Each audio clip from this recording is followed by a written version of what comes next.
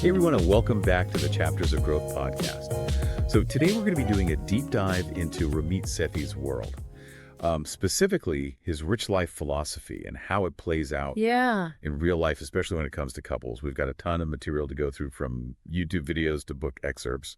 It's a So lot, yeah. let's just get started. So Yeah, so I think one of the things that's always struck me about Ramit's work is that he goes beyond just the numbers, right? He really tries to tackle the psychology behind money, like our beliefs and habits, and emotional baggage that we carry around spending and saving. yeah, absolutely. It's not just about like crunching numbers and creating spreadsheets, Mhm. where he really wants people to design a rich life, but not in like the cliche millionaire next door sense. Exactly, yeah. He Yeah. pushes you to define what that means for you. What are your values? What are your passions? How can money be a tool to make those things happen?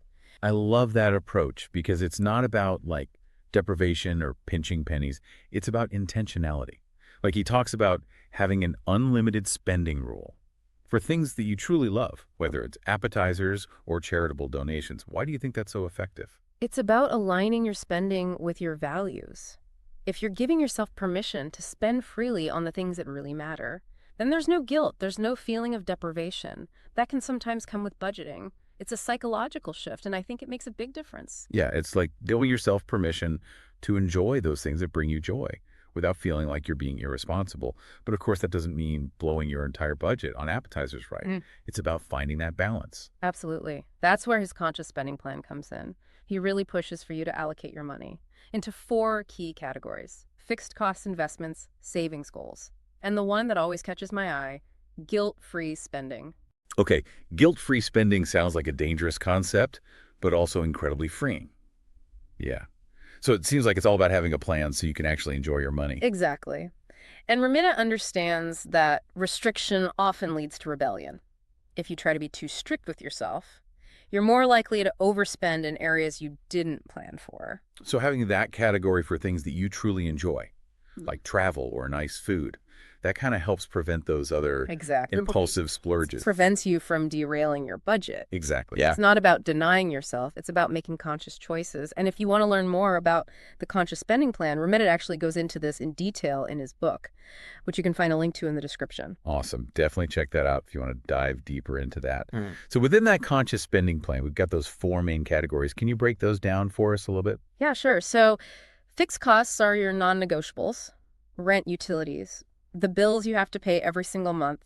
Then there's investments. This is all about building long-term wealth, growing your money over time. And savings goals, whether it's a down payment, a dream vacation, or early retirement. Having those specific goals in mind can really motivate you to save. Absolutely. And Ramit actually has this great idea called the 85% solution. He emphasizes that getting started and having a system in place is more important than aiming for perfection right away. If you can get 85% there, you're doing amazingly well. Yeah, that's such a reassuring concept because so often people get overwhelmed trying to track every penny and they end up just giving up completely. Exactly. Progress, not perfection. Yeah. And this ties into one of Ramit's other big things: automation. Setting up systems that work for you behind the scenes. Oh, yeah, he's obsessed with automation. Ugh. He has that hilarious analogy about being gate agent Sethi, efficiently getting everyone boarded, Yeah. plane off the ground. Yeah, it's a great analogy. He really does approach finances like that. He wants to set things up to run smoothly without requiring that constant mental energy. So what are some of the things that we should be automating? Everything you can: bill payments, savings contributions, even your investments. You take the guesswork and human error out of the equation. No more late fees because you forgot. It's like putting your finances on autopilot, Yeah. and it frees you up to actually focus on other things, like enjoying your rich life. Exactly. And if you're struggling with setting up these systems, his book is an incredible resource. It gives you step-by-step guidance on how to automate your finances and really create a system that works for you. Awesome. So we'll put a link to the book in the description again so you can check that out. Now let's talk about investing. Ramit's a big advocate for starting early and investing for the long term, right? Absolutely. He constantly reminds people about the power of compound interest, how even small amounts invested consistently over time can grow exponentially. Yeah. It's like a snowball effect. Mhm. The earlier you start, the more time your money has to grow, and the more those gains can compound on themselves. It's amazing how much of a difference even a few years can make when it comes to investing. Speaking of which, I know Ramit's pretty vocal about avoiding those percentage-based financial advisor fees. Yeah, he's on a mission to expose how much those seemingly small percentages can actually cost you over the long run. And he Yeah. uses that example to show how a 1% fee can eat into your returns over a 30-year period. And it can be shocking to see the actual numbers. Yeah, it really highlights the importance of understanding fees and making informed decisions about who you trust with your money. Now, I know Ramit also talks a lot about couples and finances, which can be a tricky subject.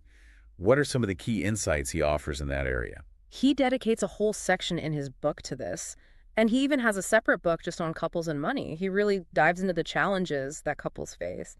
Merging two different financial backgrounds and habits can be tough. Yeah, it's not always easy to get on the same page, Mm. especially when you come from different financial upbringings. Mm. I think he talks about those distinct money personalities that people often have. Exactly. He identifies types like the chaser, who actively pursues those money conversations, and then the avoider, who, as you might guess, tends to shy away from those discussions. Oh, I know those types. Yeah. It seems like that dynamic can create a lot of tension. Absolutely.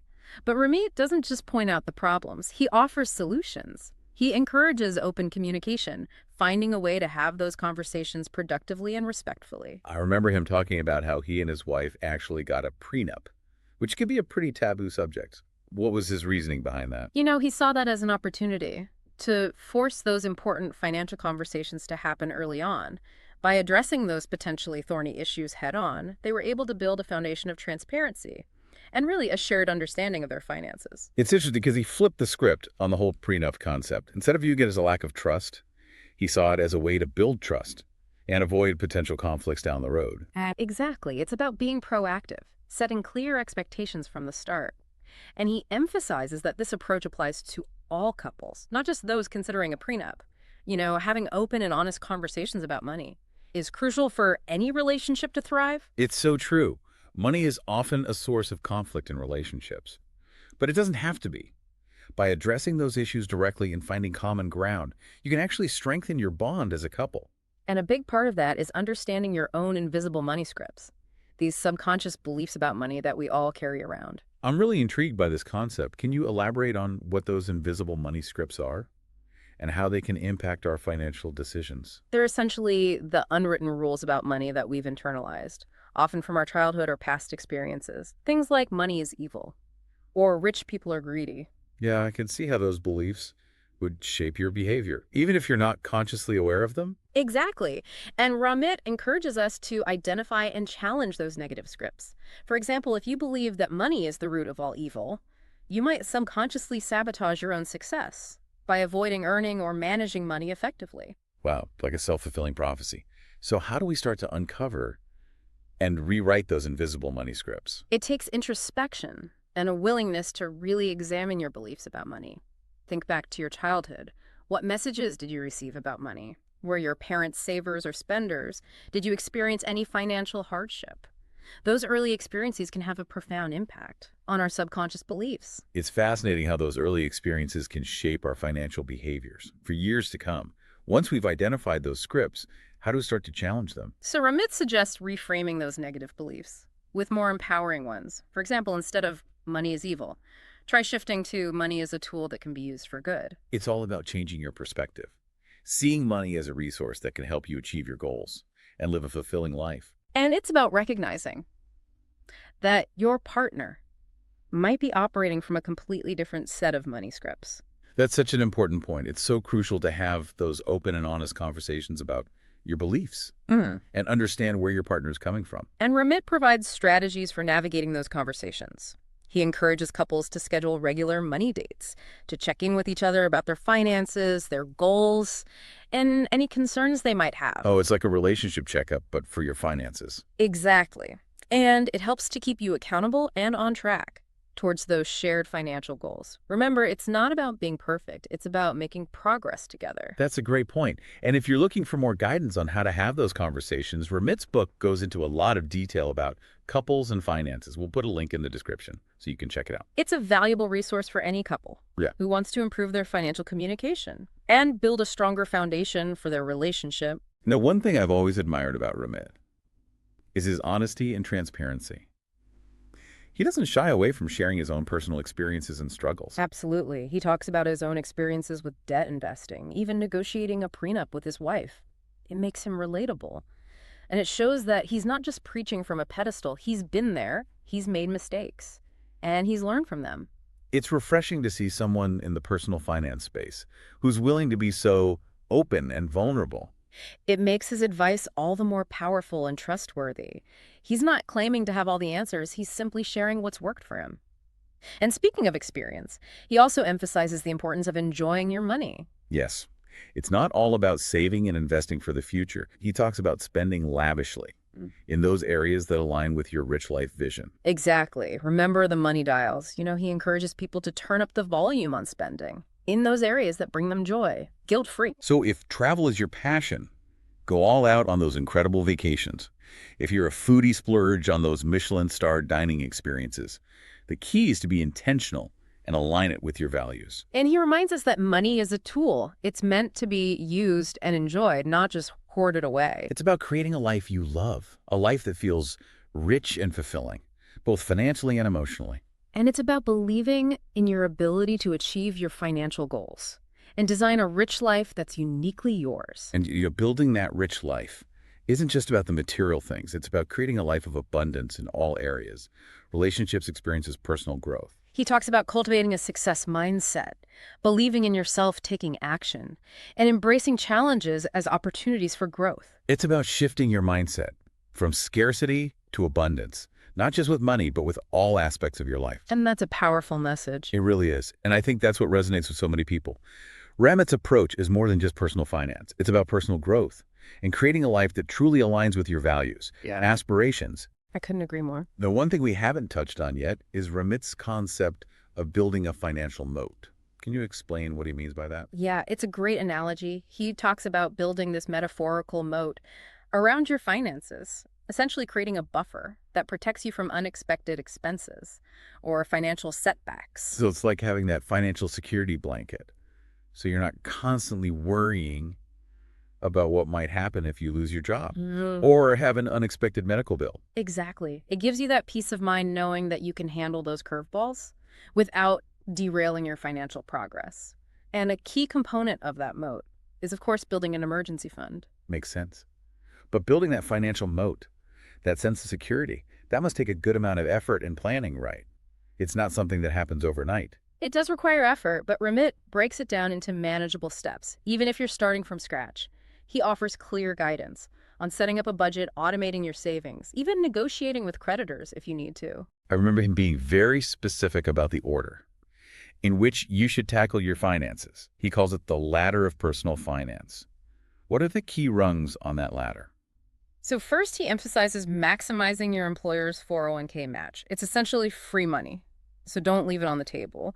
Then focus on paying off any high-interest debt, like credit cards, that are draining your resources. He's not a fan of carrying credit card debt, is he? Definitely not. He sees it as a major obstacle Yeah. to achieving your rich life goals because it keeps you stuck in that cycle of paying interest instead of building wealth. So once you've tackled that high interest debt, what's the next step on the ladder? Then he recommends opening a Roth IRA and starting to invest for retirement, even if it's with small amounts. And he doesn't just tell you what to do, he explains why it's important, breaking down complex concepts in a way that's easy to understand. I think that's one of the things that makes his advice so effective. He cuts through all the financial jargon Yeah. and makes it relatable to everyday people. He always brings it back to the bigger picture, how these financial decisions contribute to building that rich life you envision. And a big part of that is developing a healthy money mindset. Yeah, we touched on those invisible money scripts earlier. It's amazing how much our childhood experiences and the messages we received about money can shape our financial behaviors as adults. It's so true. And Ramit encourages us to challenge those negative scripts, to question those assumptions we've held about money for so long. It's about shifting your perspective from scarcity to abundance and believing in your ability to create a life of financial freedom. It's about recognizing that you have the power to change your financial situation, no matter where you're starting from. Exactly. And Ramit provides those tools and strategies to help you do just that. He does it in a way that's both practical and empowering. He gives you the steps, but he also encourages you to believe in yourself. and your ability to achieve those financial goals. And he doesn't sugarcoat things either. He tells it like it is, even sharing his own financial missteps along the way. Absolutely. He's very open about his own experiences, both the successes and the failures, and he emphasizes that it's okay to make mistakes. The key is to learn from them and keep moving forward. It's that growth mindset that he talks about. You're not going to get everything right on the first try, but as long as you're learning and growing, you're on the right path. And I think that's what makes Ramit so relatable and inspiring. He's not some financial guru preaching from a high horse. He's just a regular guy who's passionate about helping people take control of their finances and design a life they love. Well said. If you're ready to start taking control of your finances and building your own rich life, I highly recommend checking out Ramit Sethi's book. We've linked to it in the description. It's an incredible resource, filled with practical advice, actionable tips, and even a bit of humor to make the journey more enjoyable. It's definitely a game changer. And that wraps up our deep dive into the world of Ramit Sethi. We hope you found this exploration insightful and inspiring. Remember, it's not just about the numbers. It's about creating a life of abundance and fulfillment, both financially and emotionally. Thanks for listening to the Chapters of Growth podcast. Be sure to subscribe to our channel to stay updated on our latest deep dives into the world of personal growth and development. We'll see you in the next episode.